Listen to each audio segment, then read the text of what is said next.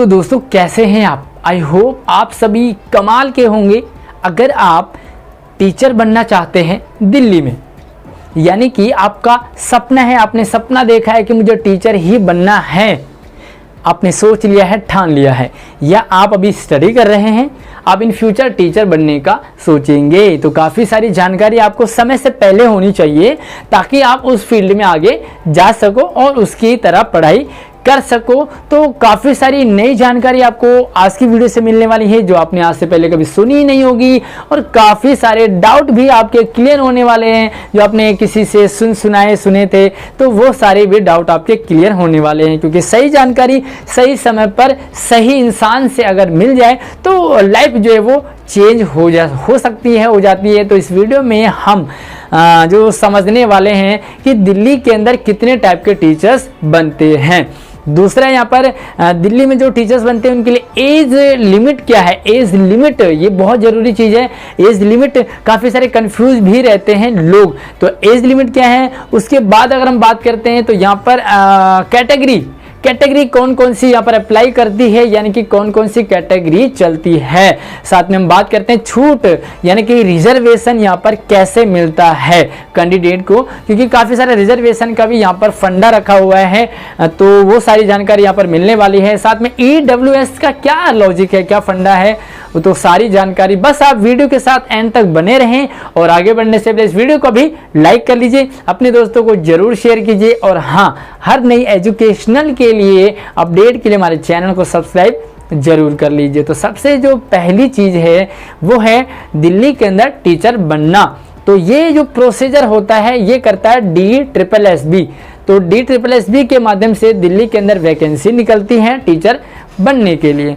अब यहाँ पर आप 4 तरीके से दिल्ली के अंदर टीचर बन सकते हैं। पहला जो तरीका है वो है नर्सरी टीचर। नर्सरी टीचर ये वो टीचर होते हैं जो पहली क्लास से लेकर भी और पहली क्लास यानी कि नर्सरी क्लासेस वगैरह को पढ़ाते हैं, तो इनके लिए अपॉइंट किए जाते हैं नर्सरी टीचर। क्लियर है।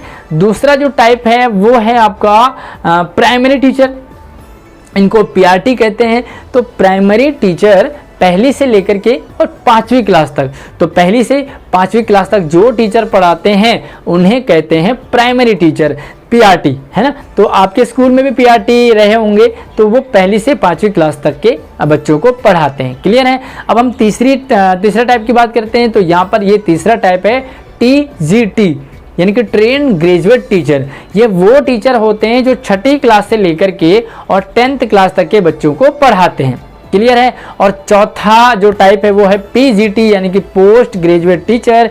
ये वो टीचर होते हैं जो 11वीं और 12वीं को पढ़ाते हैं। तो अब आपका कौन सा लेवल है, आप किस टाइप का टीचर बनना चाहते हो, तो मुझे कमेंट में आप ज़रूर बताइए कि आप कौन से टाइप का टीचर बनना पसंद करोगे। क्लियर है। अब हम बात करते हैं इसके एज की। तो एज की अगर हम बात करें तो अगर आप नर्सरी टीचर बनना चाहते हैं तो आपके लिए एज लिमिट है, एज लिमिट यानी कि 30 ईयर्स, 30 साल तक आप फॉर्म फिल कर सकते हैं। साथ ही प्राइमरी टीचर बनना चाहते हैं आप, तो PRT के लिए और नर्सरी दोनों के लिए यहाँ पर 30 ईयर्स, 30 साल तक आप फॉर्म फिल कर सकते हैं। अगर आप 30 साल से ज़्यादा हो गए तो आपको प्रॉब्लम आ सकती है। उसके बाद बात करते हैं हम थर्ड जो है वो TGT। तो TGT में यहाँ पर 32 ईयर्स रखी है, 32 साल। क्लियर है। और 32 साल यहाँ पर जो एज है वो बाकी कैंडिडेट के लिए है। अगर मैं बात करूँ रिजर्वेशन की, तो रिजर्वेशन की हम बाद में बात करते हैं। फिलहाल यहाँ पर अगर आप TGT में अप्लाई करते हैं और फीमेल कैंडिडेट हैं, तो 2021 में एक कैट का ऑर्डर आया जिसमें कि महिलाओं को 8 साल का रिजर्वेशन और मिला। तो अब TGT में 40 साल तक महिलाएं फॉर्म फिल कर सकते हैं, सिर्फ महिलाएं TGT के लिए। उसके बाद बात करते हैं PGT। तो PGT यानी कि पोस्ट ग्रेजुएट टीचर, इसके लिए जो एज है वो है 36 साल तक आप PGT का फॉर्म अप्लाई कर सकते हैं। क्लियर है। तो ये एज की बात आ गई, कितने टाइप के टीचर हो गए। अब हम बात करते हैं यहाँ पर कैटेगरी वाइज रिलैक्सेशन, रिजर्वेशन क्या रहता है। तो सबसे जो पहला रिजर्वेशन है आपको पता ही है SC और ST। तो SC और ST को 5 साल का यहाँ पर रिजर्वेशन मिलता है। अगर आप SC कैटेगरी के हैं तो आपको 5 साल और मिलेंगे। जो भी आपकी एज है, जिस भी आप पोस्ट पर फिल करना चाहते हैं, अप्लाई करना चाहते हैं, तो उससे 5 साल और बढ़ के आपको मिल जाता है। क्लियर है। अब दूसरी टाइप की बात करते हैं तो यहाँ पर दूसरी जो कैटेगरी है वो रहती है आपकी ओबीसी। ओबीसी में आपको मिलता है 3 साल की छूट, यानी कि 3 साल और आपको एक्स्ट्रा मिल जाते हैं, तो आप फॉर्म अप्लाई कर सकते हैं। उसके बाद बात करते हैं पीएच यानी कि फिजिकल हैंडीकैप, जो कि दिव्यांग बच्चे हैं उनको मिलता है 10 साल का छूट, रिजर्वेशन 10 ईयर्स। क्लियर है। अगर आप पीएच हैं और SC ST भी हैं तो आपको 10 साल पीएच के और 5 साल आपको SC ST के मिलेंगे, तो टोटल आपके हो गए 15 साल। क्लियर है ना, दोनों आपको मिलेगा। चौथा जो टाइप है वो रहता है आपका पीएच प्लस ओबीसी। आप पीएच भी हैं, SC ST नहीं है बल्कि ओबीसी है, तो आपको 10 साल तो मिलेंगे पीएच के, साथ में प्लस 3 साल मिलते हैं आपको ओबीसी के, तो टोटल आपको रिजर्वेशन मिलता है 13 साल का। तो क्लियर है रिजर्वेशन के मामले में। अगला हम जो टाइप है वो बात करते हैं यहाँ पर कि दिल्ली के अंदर कौन सा रिजर्वेशन चलता है। भैया आपका सर्टिफिकेट तो है लेकिन किस स्टेट का है ये भी तो मायने रखता है।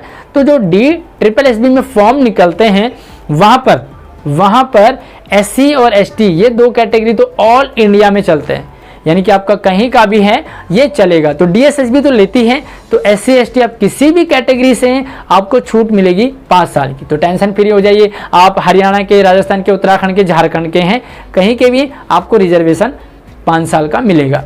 दूसरी जो कैटेगरी है ओबीसी, तो ओबीसी में अगर आप दिल्ली के हैं, आपका ओबीसी सर्टिफिकेट दिल्ली का है तो ही आपको रिजर्वेशन मिलेगा। जी साफ सी बात है, अगर आपका दूसरे स्टेट से है तो आपको रिजर्वेशन बिल्कुल नहीं मिलेगा। क्लियर हो गया। अब तीसरी बात करते हैं हम यहाँ पर, तीसरा जो कैटेगरी है वो रहती है EWS। तो EWS को हम बाद में बात करते हैं, फिलहाल यहाँ पर एज रिलैक्सेशन गेस्ट टीचर्स के लिए भी DSSB ने रखा है। तो अगर आप गेस्ट टीचर हैं, दिल्ली के अंदर पढ़ाते हैं, गेस्ट और कॉन्ट्रैक्ट टीचर SSC वगैरह के टीचर्स लगे होते हैं, तो उनको भी रिलैक्सेशन मिलता है एज में।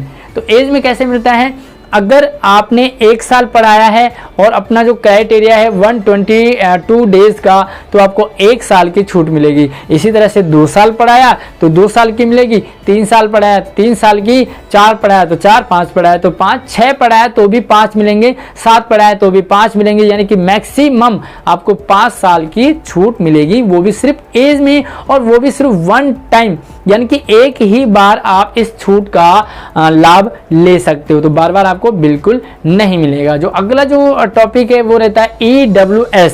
तो EWS चूंकि एक नया रिजर्वेशन है, नई कैटेगरी है, जैसे कि भाई जनरल है, जनरल में भी EWS का मतलब है कि जो आर्थिक रूप से पिछड़े हैं। भैया जनरल तो हैं लेकिन हो सकता है जनरल में भी आर्थिक रूप से पिछड़े हैं, तो उनके लिए भी DSSB में रिजर्वेशन का कोटा है। ठीक है, तो यहाँ पर वो भी जो है इस कोटे में शामिल हो जाते हैं।